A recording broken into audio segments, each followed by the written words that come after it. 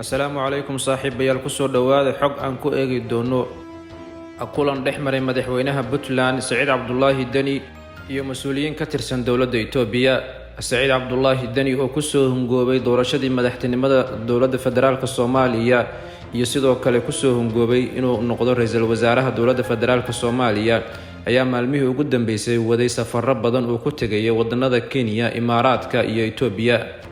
safarrada ayaa badankood ku soo dhamaaday guuldarro kadib markii ay dawladaha qaar sida Kenya iyo Imaaraadka Carabtu ay ku kalsoonaadeen inuu booskii ay rabeen inuu u buuxiyo Saciid Cabdullaahi Dani uu u buuxin karo Xasan Sheekh Maxamuud. ugu dambeyn Saciid Cabdullaahi Dani ayaa maalinnimadii shalay ahayd la kulmay ra'iisul wasaaraha dalka Itoobiya Abiy Ahmed. kulanka ayaa waxaa fududeeyay wasiir dawlaha caafimaadka dawladda Itoobiya Xasan Macalin. kulankan ayaa ahaa kulankii ugu horeeyay ee kulmaan ra'iisul wasaaraha Itoobiya Abiy Ahmed iyo madaxweyne Dani. tan iyo markii la doortay madaxweyne Maxamed Cabdullaahi Farmaajo 2017 ayuu Maxamed Cabdullaahi Farmaajo la saxiixday dawladda Itoobiya iyo Eritrea iyo dawlado badan oo ka mid tahay Kenya heshiisyo dhigaya inay ixtiraamaan madaxbannaanida ummadda Soomaaliyeed. Maxamed Cabdullaahi Farmaajo ayaa si khaas ah uga codsaday dawladda Itoobiya inay xirto kanaalka isku xirka maamul goboleedyada Soomaaliya iyo hay'adaha caalamka iyo dhoofinta hubabka iyo safarrada dhuumashada ah ee lagu tagi jiray sida bilaa dawladda Itoobiya. Abiy Ahmed oo markaas wajahayay cadaadis kaga imaanaya qoomiyadihiisa ayaa iska soo xiray baabkaas una sheegay dawladda federaalka Soomaaliya inuu faraha kala bixi doono arrimaha Soomaaliya ay dawladdiisa cusub aysan wax faragelin ahna ku sameyn doonin maamul goboleedyada. Maxamed Cabdullaahi Farmaajo ayaa sidoo kale ka codsaday in la yareeyo qunsuliyadaha ku yaala maamul goboleedyada sida Puntland iyo Somaliland lana soo xiro badankooda.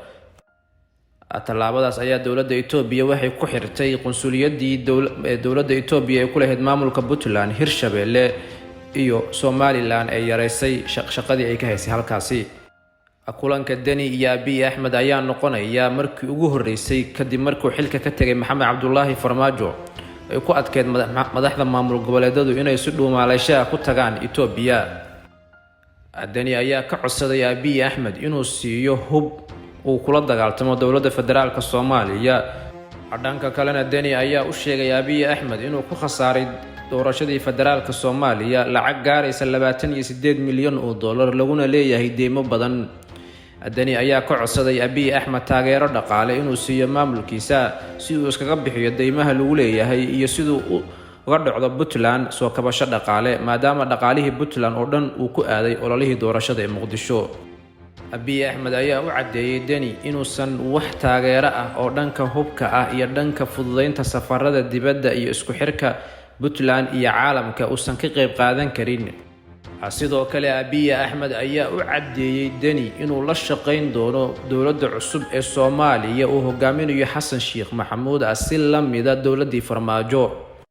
Abiy Ahmed ayaa sidoo kale u sheegay Dani inuusan indhaha Itoobiya uusan ku jeedin dhanka Soomaaliya ee uu ku jeedo indhaha Itoobiya gudaha Itoobiya maadaama Itoobiya ay ka taagan yihiin dagaalo ba'an, macaluul iyo dhaqaale xumo.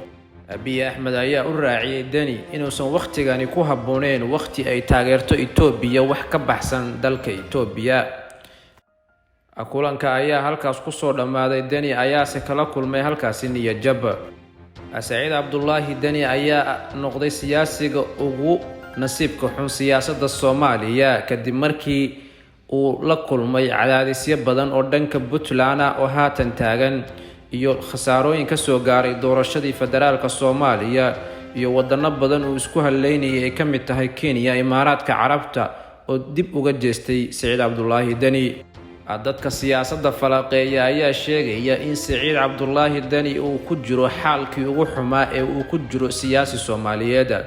Saciid Cabdullaahi Dani ayaa ku soo laabtay maalinnimadii shalay ahayd magaalada Garowe halkaas ay ka taagan tahay qalalaasooyin aad u badan ay ka mid tahay qalalaasihii ka dhacay aeroboortka magaalada Boosaaso iyo khilaaf ba'an oo ka dhex abuuran asaga iyo madaxweyne ku-xigeenka Puntland Axmed Cismaan Karaash. kadib dhibaatadii ka dhacday magaalada Boosaaso iyo qalalaasihii weynaa Axmed Cismaan Karaash ayaa xilka ka qaaday wasiirka duulista hawada Puntland iyo wasiirka dekedaha Puntland. arrintan ayaa ku soo aadaysa khilaaf ba'an oo kaga taagan Siciid Cabdullaahi Dani dhankaas iyo madaxweyne ku-xigeenkiisa. dhanka kale Siciid Cabdullaahi Dani ayaa wajahaya abaaro ba'an oo ka jira Puntland, amni xumo iyo siyaasiyiin hore oo Puntland xilal uga soo qabtay oo mucaaradsan. Siciid Cabdullaahi Dani ayaa la rajaynayaa inuu caddeeyo mowqifkiisa kaga aadan dowladda federaalka Soomaaliya maalmaha soo socda. daawadayaal waa naga intaas xogtii aan ku eegaynay kulankii dhex maray Abiy Ahmed iyo madaxweyne Dani. fadlan haddaad kanaalkeena ku cusub tahay subscribe noo saar si aad ula socoto wararka warkan xiga. sidoo kale wixii faalo ah ama commenti waxaad noogu reebi kartaan qaybta hoose. mahadsanidin.